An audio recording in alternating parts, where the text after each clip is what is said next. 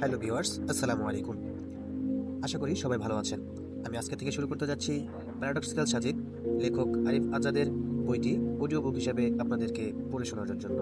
কথা না বাড়িয়ে চলুন শুরু করা যাক। আজকের বিষয় হচ্ছে একজন আত্মবিশ্বাসীর বিশ্বাস। আমি রুমে ঢুকেই দেখি সাজিদ কম্পিউটারের সামনে উবু হয়ে বসে আছে। খটাখট কি যেন টাইপ করছে হয়তো। আমি চোখ থেকে পানি ঢালতে লাগলাম। প্রচণ্ড গরম, তৃষ্ণার্ত। তৃষ্ণায় বুক ফেটে যাওয়ার জোগাড়। সাজিদ কম্পিউটার থেকে দৃষ্টি সরিয়ে আমার দিকে তাকিয়ে বলল, কিরে, কিছু হইল? আমি হতাশ গলায় বললাম, না। তার মানে তোকে 1 বছর ড্রপ দিতেই হবে? সাজিদ জিজ্ঞেস করলো। আমি বললাম, কি আর করার, আল্লাহ যা করেন ভালোর জন্যই করেন। সাজিদ বলল, তোদের এই এক দোষ, বুঝলি? দেখছিস পুরো অ্যাটেন্ডের জন্য 1 বছর ড্রপ খাওয়াচ্ছে, তার মধ্যেও বলছিস আল্লাহ যা করেন ভালোর জন্যই করেন। ভাই, এখানে কোন ভুলটা তুই পাইলি বল? সাজিদ সম্পর্কে কিছু বলে নেওয়া দরকার। আমি আর সাজিদ রুমমেট। সে ঢাকা বিশ্ববিদ্যালয়ে মাইক্রোবায়োলজিতে পড়ে। প্রথম জীবনে খুব ধার্মিক ছিল, নামাজ কালাম করতো। বিশ্ববিদ্যালয়ে এসে কিভাবে কিভাবে যেন অ্যাগনস্টিক হয়ে পড়ে। আস্তে আস্তে স্রষ্টার উপর থেকে বিশ্বাস হারিয়ে এখন পুরোপুরি নাস্তিক হয়ে গেছে। ধর্মকে এখন সে আবর্জনা জ্ঞান করে। তার মতে পৃথিবীর ধর্ম এনেছে মানুষ, আর ঈশ্বর ধারণাটাই এরকম। সাজিদের সাথে এই মুহূর্তে জড়াবার কোনো ইচ্ছাই আমার নেই, কিন্তু তাকে একদম ইগনোর করাও যায় না। আমি বললাম, আমার সাথে তো এর থেকেও কিছু খারাপ হতে পারতো, ঠিক না? আরে, খারাপ হবার আর কিছু বাকি আছে কি? হয়তো। যেমন এরকম তো হয়তো পারতো। ধর, আমি সারা বছর একদমই পড়াশোনা করলাম না, পরীক্ষায় ফেল করলাম। এখন ফেল করলে আমার 1 বছর ড্রপ যেত। হয়তো ফেলের অপমানটা আমি নিতে পারতাম না, আত্মহত্যা করে বসতাম। সাজিদ হা হা করে হাসা শুরু করলো। বলল, কি বিদঘুটে বিশ্বাস নিয়ে চলিস রে ভাই? এই বলে সে আবার হাসা শুরু করলো, বিদ্রুপান্তক হাসি। রাতে সাজিতে আমার আরো এক ধোপা তর্ক হলো। সে বলল, আচ্ছা, তোরা যে স্রষ্টার বিশ্বাস করিস কিসের ভিত্তিতে? আমি বললাম, বিশ্বাস দু ধরনের, একটা হলো প্রমাণের ভিত্তিতে বিশ্বাস, একটি হলো প্রমাণ ছাড়াই বিশ্বাস। সাজিদ হাসলো। সে বলল, দ্বিতীয় কারকে সোজা বাংলায় অন্ধবিশ্বাস বলে রে আবুল, বুঝলি? আমি তার কথায় কান দিলাম না, বলে যেতে লাগলাম, প্রমাণের ভিত্তিতে যে বিশ্বাস, সেটা মূলত বিশ্বাস দিয়ে পড়ে না, পড়লেও খুব টেম্পোরারি। এই বিশ্বাস এতই দুর্বল যে এটা হঠাৎ হঠাৎ পাল্ট। সাজিদ এবার নড়েচড়ে বসলো। সে বলল, কিরকম? আমি বললাম, এই যেমন ধর আর পৃথিবীকে নিয়ে মানুষের একটি আদিম কৌতূহল আছে। আমরা আদিকাল থেকেই এদের জানতে চেয়েছি, ঠিক না? ঠিক। আমাদের কৌতূহল মেটাতে বিজ্ঞান অপ্রাণ চেষ্টা করে গেছে। হ্যাঁ, আমরা একাট্টা ছিলাম। আমরা নির্ভুলভাবে জানতে চাই সূর্য আর পৃথিবীর রহস্যটা আসলে কি। সুবাদে পৃথিবীর বিজ্ঞানীরা নানান সময়ে নানান তথ্য আমাদের সামনে এনেছে। পৃথিবী আর সূর্য নিয়ে প্রথম ধারণা দিয়েছিলেন গ্রিক জ্যোতিক বিজ্ঞানী টলেমি। টলেমি কি বলেছিল সেটা নিশ্চয় তুই জানিস, সাজিদ? সে বলেছিল সূর্য পৃথিবীর চারদিকে ঘুরে। একদম তাই। কিন্তু বিজ্ঞান কি আজও টলেমির থিওরিতে বসে আছে? নেই। কিন্তু কি জানিস, এই টলেমির থিওরিটা বিজ্ঞান মহলে টিকে ছিল পুরো 250 বছর।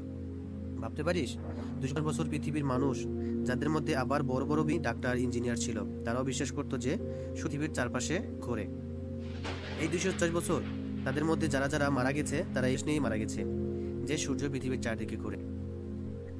সাজিদ সিগারেটের ধোঁয়া ছাড়তে ছাড়তে বলল, কি, তখন তো আর টেলিস্কোপ ছিল না, তাই ভুল মতামত দিয়েছে আর কি।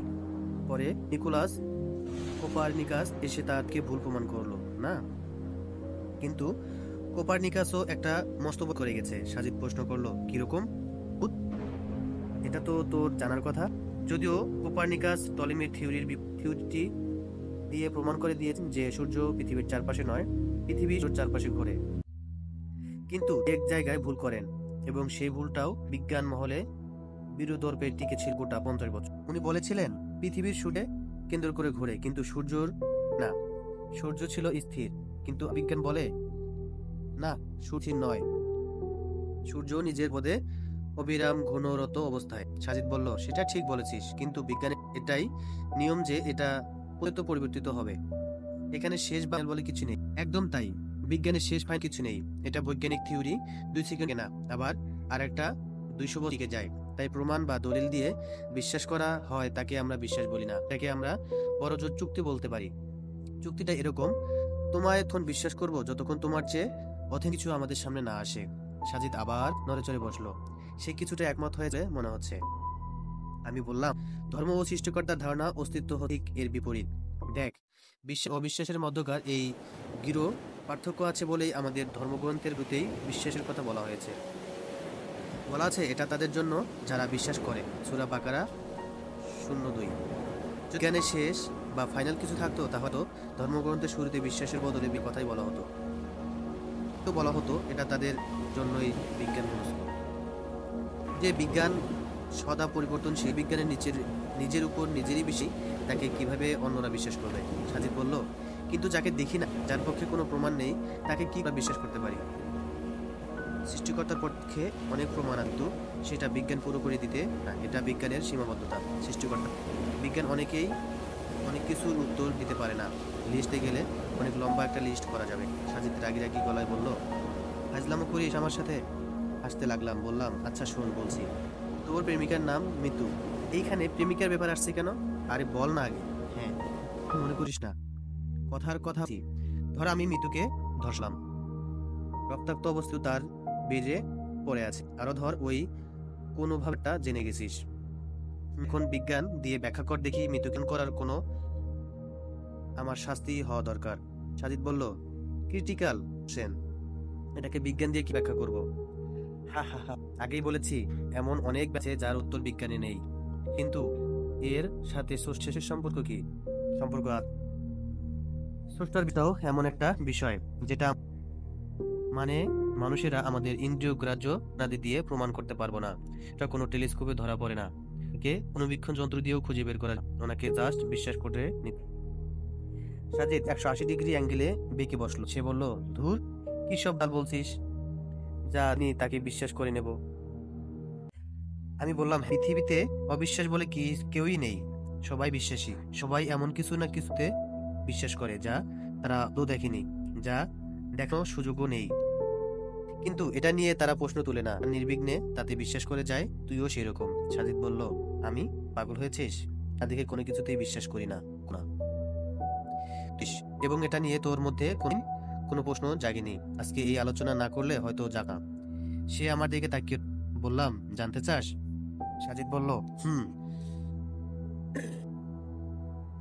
আবার বলছি, কিছু মনে করিস না, যুক্তির খাতিরে বলছি, বল। আচ্ছা, তোর বাবা মিলনেই যে তোর জন্ম হয়েছে সেটা দেখেছিস বা দেখেছিলি? এই মুহূর্তে কোনো এভিডেন্স আছে তোর কাছে? হতে পারে তোর মা তোর বাবার অন্য কারোর সাথে দৈহিক সম্পর্ক করে তোর জন্মের আগে। হতে পারে তুই ওই ব্যক্তির যৌব ক্রিয়ার ফল। তুই এটা দেখিসনি, কিন্তু কোনোদিনই কি তোকে এটা নিয়ে প্রশ্ন করেছিলি? করিসনি। সেও ছোট থেকে যাকে বাবা হিসেবে দেখেছিস এখনো তাকে বাবার, যাকে ভাই হিসেবে আসছিস তাকে ভাই, বোনকে তুই না দেখেই এসব শেষ করিস না। কোনোতে চেয়েছিস তুই এখন যাকে বাবা তুই আসলে তার ঐশ্বরজাত কিনা জানতে চাসনি? করে গেছিস, এখনো করিস, ভবিষ্যতেও করবি। স্রষ্টাতে বিশ্বাসটা ঠিক এমনই রে। এটাকে প্রশ্ন করা যায় না, করা যায় না। এটাকে হৃদয়ের গভীরে করতে হয়। এটার নামই বিশ্বাস। সাজেদ উঠে বাইরে চলে গেল। ভাবলাম আমার কথায় কষ্ট পেয়েছে হয়তো। পরের দিন ভোরে আমি ফজরের নামাজের জন্য অজু করতে যাব, দেখলাম নয়, পাশে সাজিদ এসে দাঁড়িয়ে। ধন্যবাদ, আজকের জন্য। সেই দিকে তাকালাম, যে আমার চাহনিটা বুঝতে পেরেছে। সে বলল, নামাজ পড়তে উঠেছি। সো এভাবে আমরা বুঝতে উপর আমরা কিভাবে বিশ্বাস এবং কি প্রশ্নগুলো আমাদের